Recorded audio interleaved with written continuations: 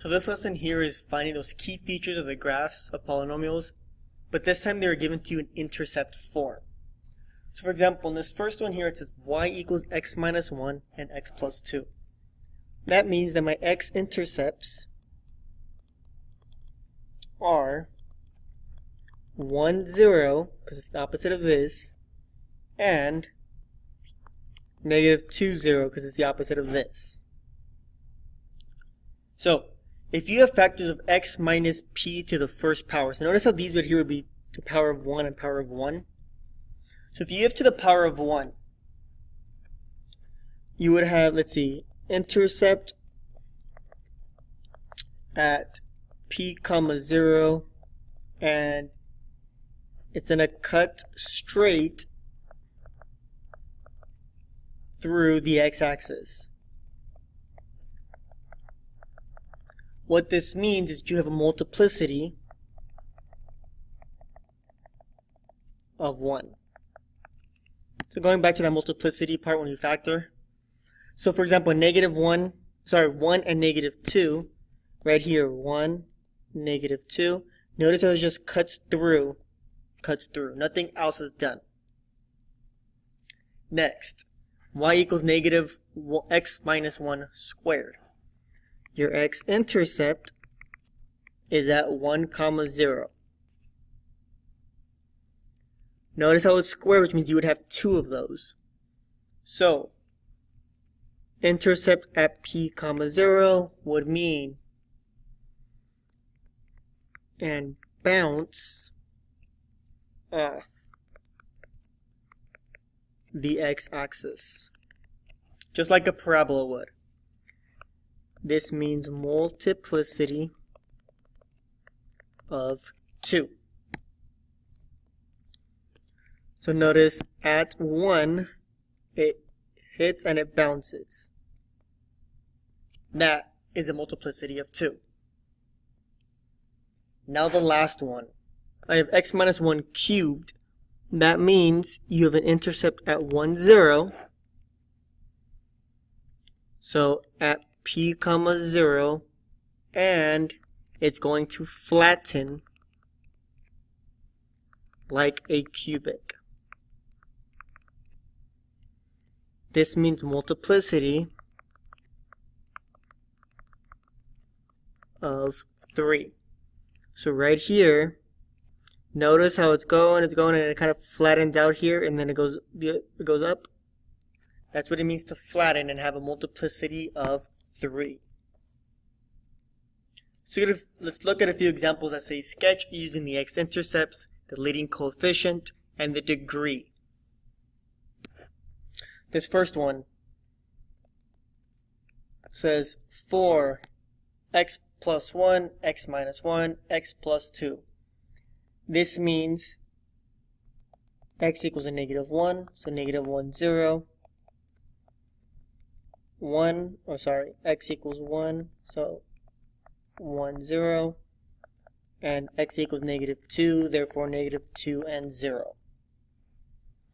All of these are multiplicity of 1, meaning you're just going to cut straight through. So I can already put a dot there if I want. Let's call this negative 1. This is positive 1. This is negative 2. My leading coefficient will be this number in front. It is a 4. 4 means positive. Therefore, up on the right. So on the right, it's going to end going up. My degree, I have 1 here, 1 here, 1 here. So it's a degree of 3. Therefore, odd. So ends are opposite. Meaning, if I'm going up on the right, I'm going to be going down on the left. I have everything I need. Now I can kind of sketch out my graph. Just kind of follow these arrows. It's going to cut through, turn, cut through, turn, cut through, and end going up.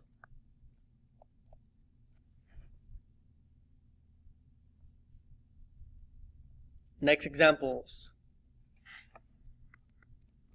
This one is x is -3, so -3, 0. Multiplicity of 1.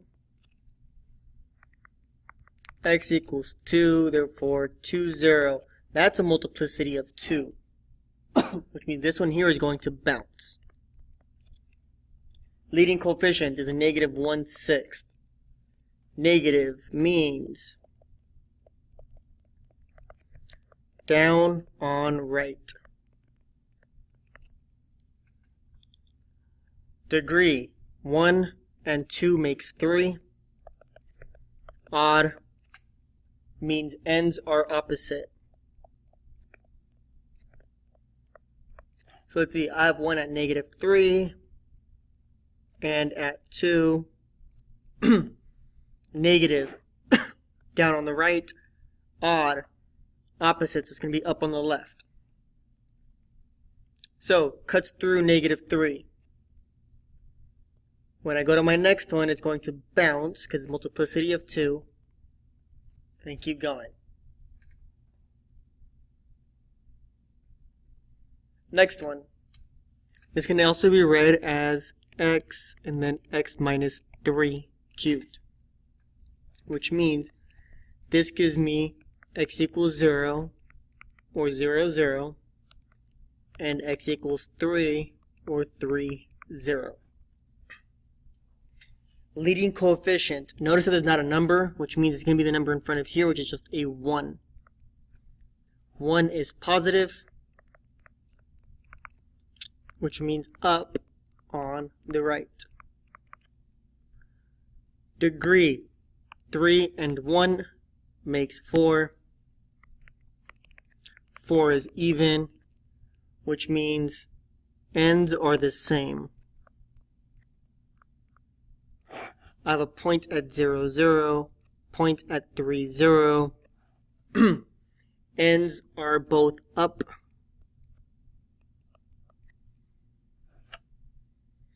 At 0, 0, it is going to cut. At 3, 0, it is going to flatten.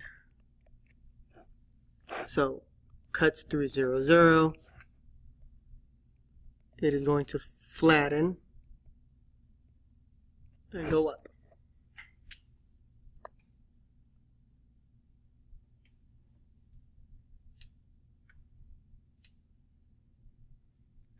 In terms of domain and range, only 2 of these will have all real numbers for my domain and my range. Which one does not have all real numbers for domain and range? Let's see, this one here is all real numbers. This one here is all real numbers. This one here, my domain, is all real numbers. My range is going to be y is greater than or equal to its minimum, because it has a low point here. The last problems say draw a more accurate graph. Choose an x value between each of the x-intercepts to estimate a local maximum and local minimum points. So now we have to do more than just sketch it. We want to kind of find what these values here would actually be, like where these curves in my graph would actually come from. So in this first one, I know this gives me a -1, 0, 1, 0, and -2, 0. I'm going to plot those 3 points.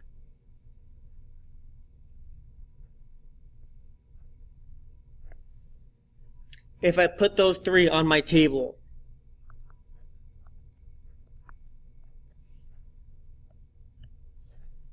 now it wants me to find a point in between each of those to use as my finding my minimum and maximum. So, between -1 and 1, I can use 0. Between -1 and -2, I can use a -1.5. When I plug in the first one, I get all this, and I end up getting a value of 2.5. -1.5 and 2.5. When I plug in 0,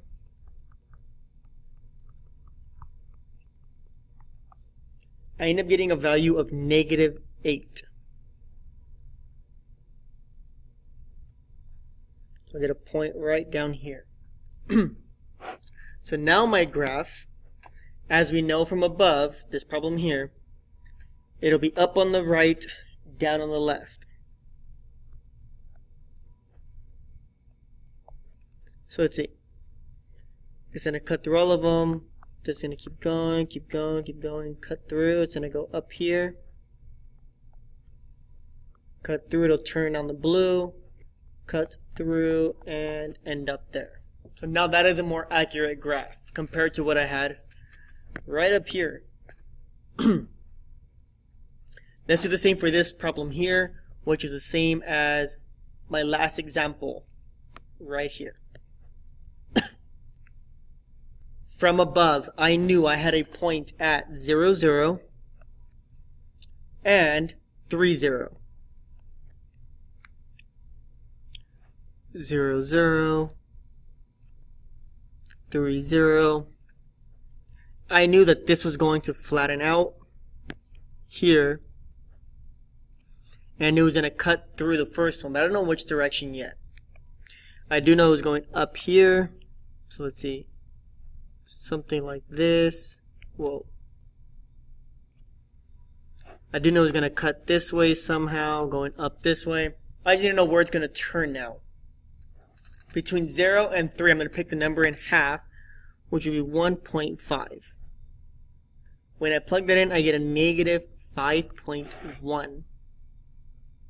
So 1.5, negative 1, 2, 3, 4, 5. Which means my graph will cut here, or will turn here. That's my new graph. Now let's go back into the domain and range for all of these. On the one on the left, we've already said it's all real numbers, all real numbers. As my graph goes to infinity, so to the right, my y value goes to infinity because it's going up. As x goes to negative infinity, meaning to the left, my graph is going down, which means negative infinity. And the last one, my domain is all real numbers.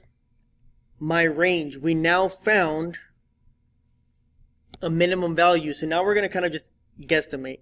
And I'm going to say that y is greater than or equal to, I'm just going to use this number here, which is a negative 5. As x is going to infinity, it is going up, which means positive infinity. As I'm going to the left, it is also going up, which also means positive infinity.